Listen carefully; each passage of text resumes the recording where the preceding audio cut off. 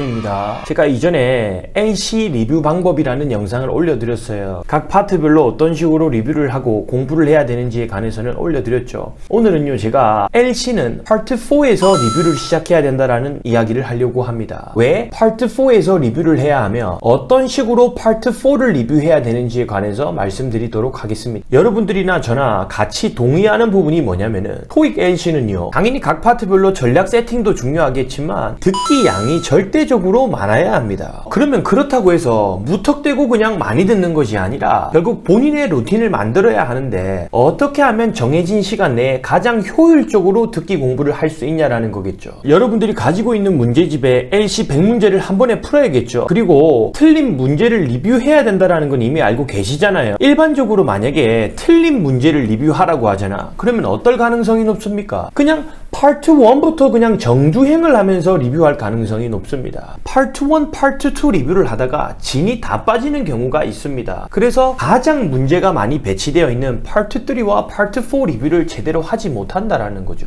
차라리 이렇게 정주행으로 리뷰하는 거는 그나마 다행입니다. 그냥 본인이 틀린 문제 왔다 갔다 그냥 입맛에 맞게 뒤죽박죽으로 리뷰하는 경우도 굉장히 많이 있습니다. 이런 것이 정말 비효율적으로 LC 공부를 하는 겁니다. 저는 이렇게 표현을 하죠. 책상에 앉아서 분명히 LC 듣기를 하는 것 같은데 실력이 많이 늘지 않는다. 왜 그러냐면 체계적으로 루틴을 잡지 못하고 있는 거예요. 제가 여러분들의 모든 루틴을 정해줄 수는 없겠지만 첫 번째 시작점은 제가 만들어 드리도록 할게요. LC 리뷰는요, 파트 4에서 무조건 시작을 하세요. 제가 파트 4에서 리뷰를 시작하라고 하는 이유는요, 첫 번째로 전체 LC를 리뷰하기 전에 귀를 어느 정도 풀고 가는 것이 좋습니다. 소위 말해 워밍업을 조금 하고 가는 것이 좋거든요. 그런데 귀를 풀기에는요, 파트 4가 가장 적합합니다. 왜 그러냐면 한 성우의 음원이 가장 길게 나오기 때문에 그냥 순수 듣기 실력을 늘리기에는 가장 적합하다고 보면 됩니다. 파트 4로 리뷰를 시작해야 되는 가장 중요한 이유는 지금 제가 말씀드리는 건데요, 토익 시험은요, 실제 시험장 성우의 음원을 가지고 공부할 수가 있습니다. 이미 실제 시험장의 성우가 누군지 알고 있잖아. 이 성우의 목소리라든지 톤이라든지 발음이라든지 이런 것들에 우리가 익숙해져야 됩니다. 상대적으로 파트 1이나 파트 2는 성우의 음원이 한 줄씩 나오기 때문에 익숙해진다던가 혹은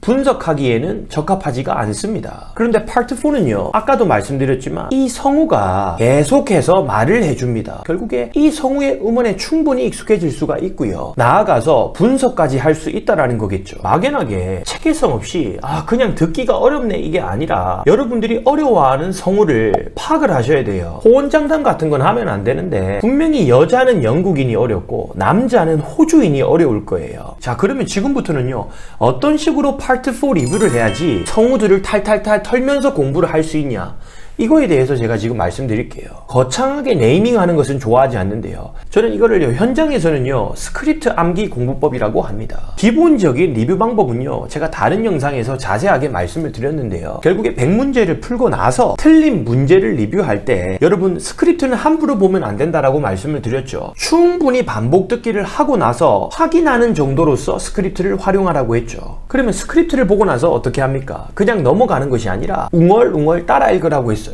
여러분 혹시나 섀도우 스피킹 같은 거를 배웠을 수도 있잖아. 그런 거는 제가 하지 말라고 했어요. 비효율적이라고 분명히 말씀드렸습니다. 그냥 스크립트를 보고 이거였네 하고 넘어가는 것이 아니라 웅얼웅얼 따라 읽는 것까지가 제가 가이드 드렸던 방법이잖아요. 20번 정도나 반복하면서 정말 열심히 들었던 거를 그냥 한 번 읽고 넘어가는 것이 아니라 이거를 같이 외우는 작업을 하는 겁니다. 여러분들이 지금 이럴 수 있을 것 같아요.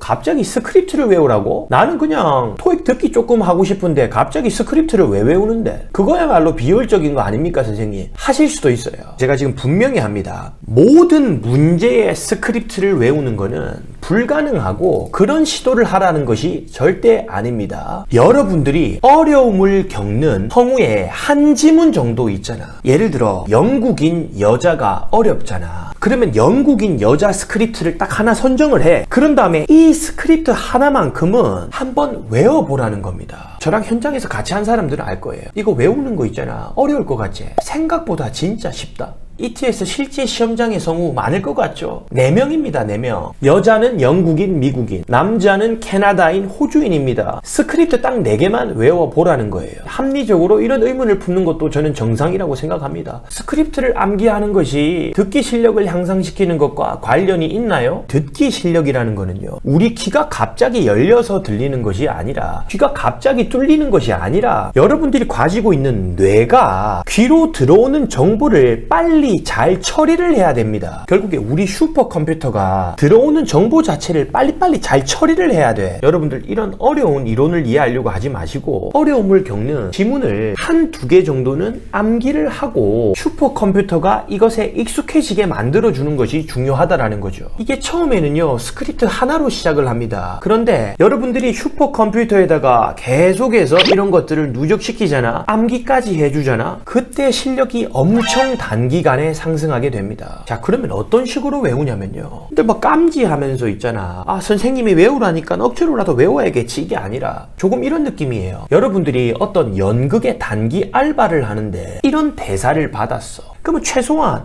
그 대사를 느끼면서 외울 것 아니야. 혹은 여러분들이 좋아하는 해외 팝 가수의 노래 가사 같은 거예요. 그러면은 뭔가 음을 느끼면서 이 가사를 음미하려고 할 것 아니야.